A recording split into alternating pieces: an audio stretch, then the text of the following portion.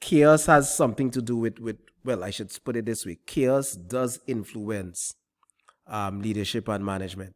Anyway, we're going to come to that. But when we think of chaos, you think, okay, you have organized chaos, havoc, disorder, domination, explosion, confusion, something is being hidden there. Okay, chaos, not being organized, irregularities, confusion, madness, all right? Anarchy, yeah. So I'm gonna come to the party as well. I'm coming to the party. When I think of chaos, I think disruption. I think disruption. Yeah, for sure. I think disruption. When I think chaos, I think what else? Come on, let's go. Let's go. What else? When you think chaos, I think